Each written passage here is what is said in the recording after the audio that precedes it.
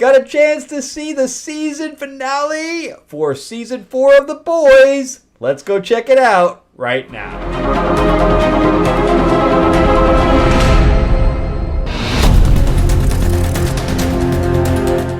Welcome back to the channel, everyone. Thank you so much for spending time with me as we chat about movies, comic books, and television shows, as well as the occasional board game / card game. In fact, I just put up one for Sorcerer Endbringer, and I've done one for Lorcana recently as well. So if you do play games, I will be in Gen Con if you guys are going to be around at the end of the month. So that's going to be in Indiana, and it's like the Comic-Con for board games, so if you're interested in that. I am your host, Frank Zank. I'm an award-winning screenwriter, novelist, and comic book writer. Also, if you'd like to check out anything that I've written in the past, you can check out the description and have the links there to my Amazon page, where you can check out my novels and Audible and my graphic novels, etc. So I've written a bunch of stuff across the board. All right, so let's jump right into the season 4 finale. Remember to give me a like, and if you can subscribe, please do.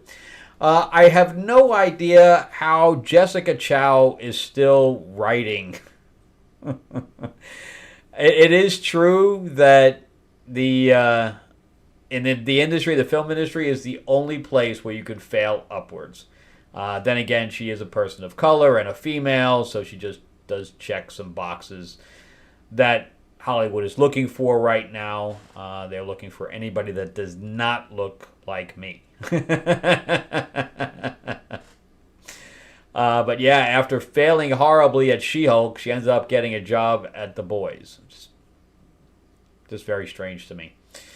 But anyway, so I've been saying that The Boys is leaning too far into real-world politics instead of making up their own stuff. And here they got spanked for doing that. Because this one was supposed to be called Assassination Nation or Assassination something. And now, after what happened with Trump, they were forced not only to change the name to something that wasn't even a name. They just called it Season 4 Finale. That's it. They didn't even call it anything. And then on top of that, they had to put a disclaimer up. This is why when you're creating a fictional world, it's not a documentary, you create things that may seem like the real world, but it's not the real world. And yes, this was done prior to anything happening. Like, I'm sure they had this done months ago. But, I mean, even in the episode, they say January 6th. There's no reason for this real world stuff to be in there. Stop it. and then you might not have to put a disclaimer up in front of your show. Oh, Eric Kripke, man. So we'll see what happens. He's got one more season of this stuff left. Let's see what happens. But this episode was kind of an on-again, off-again kind of episode where I liked some of it and I didn't like some of it. So the president is down in the vault because they know there's a shape-shifting assassin after him. They don't know who it is, but the boys are in there with a couple of Secret Service guys, and that's it. I don't know about you, but I think there would be more people in there than just those guys. And it was then that this is going to be filled with spoilers, by the way. So if you haven't watched the show, you're going to have to, jump out and come back unless you really don't care, and then, continue having me chat.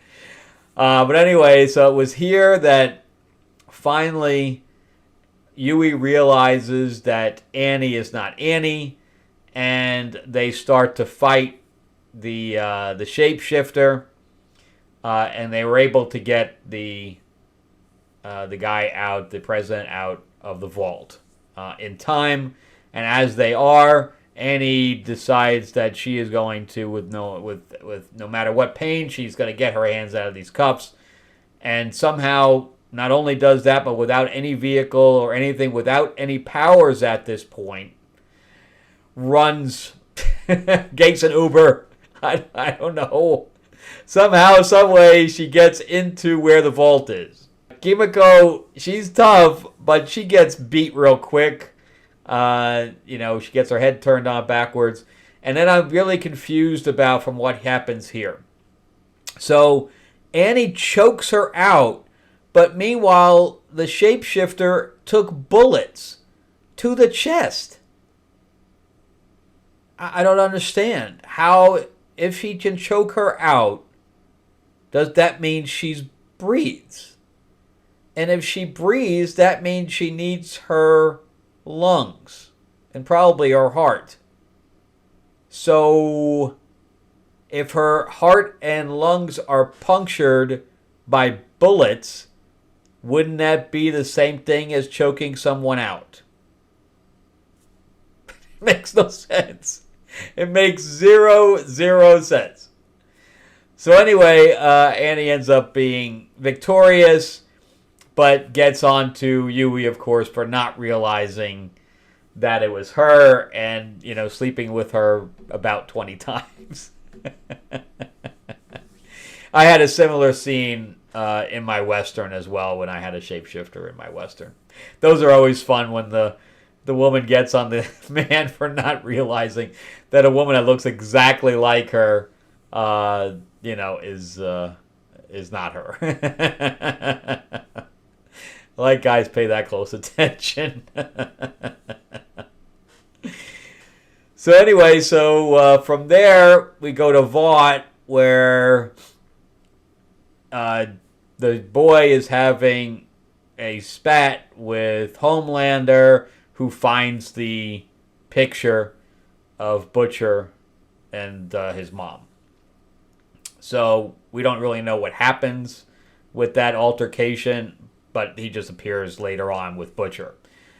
Because Butcher is in the hospital with the head of the CIA chick, who I guess helped raise him, because she definitely looks like she loves him to a certain extent, but that doesn't stop him from killing her.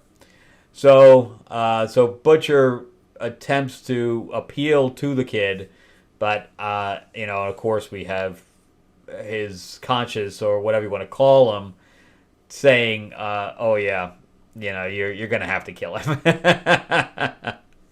But meanwhile, I guess he has V somewhere, because we have Newman call up Yui and tell him that she wants out, because Homelander is going to kill her one way or the other. He had outed her as a soup, and then on top of that, he says, "Yeah, I'm going to go kill the president, so you're going to take over, even if you're a soup, and even if she gets impeached or whatever." And he said, "I'm going to handle that," but he doesn't have anything really put together. So meanwhile, he's being incredibly mean to Firecracker, who is taking pills to create milk for him, and he sends them out to do a kill list, and Ashley's on that kill list, and ends up taking V as well. She had a wig on this entire time. I didn't quite understand any of that. I didn't understand. So she goes into pain, and she leans over, and her wig falls off, and she has like a bear skull. I didn't understand that one. But anyway, so Newman shows up at the lair, and so does Billy, but Billy this time has tentacles, I guess from taking V, so he has a different power set this time. And he rips her in half and then says, "You're welcome."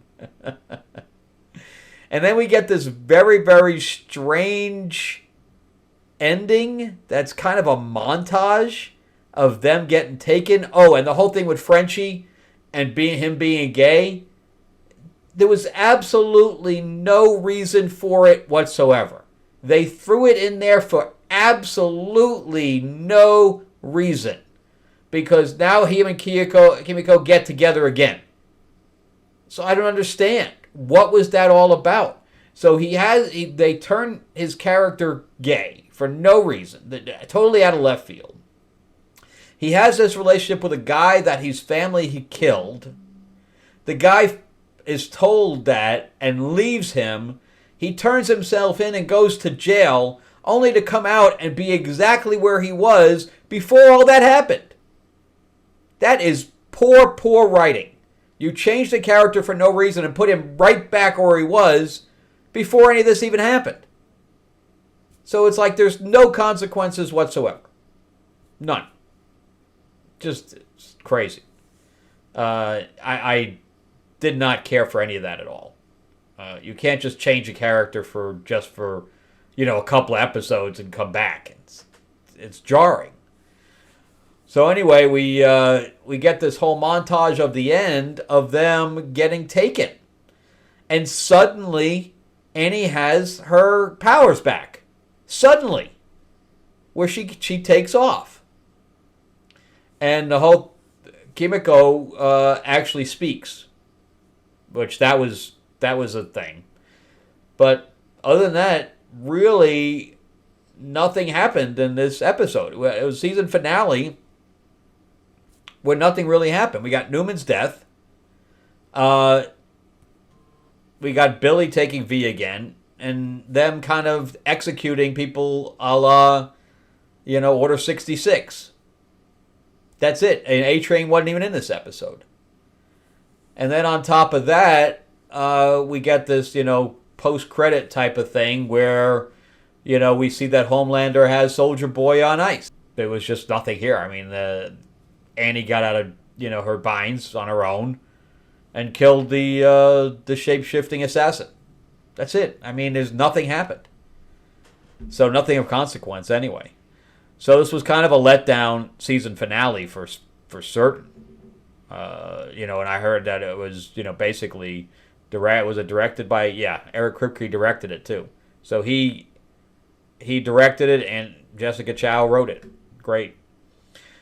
Anyway, kind of a letdown finale. Let me know what you guys thought of it.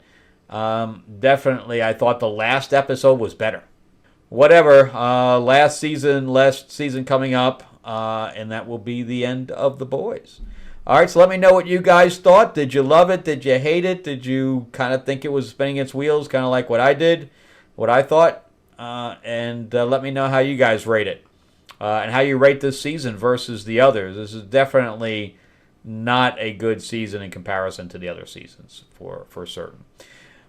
And also let me know what you think of them putting the disclaimer up. Anyway, check out some of my other videos when they come up. And also remember to give me that like and subscribe. And give me some comments. And I will see you guys on the next episode. Thanks again for watching all the way through. I appreciate that, guys. Bye-bye.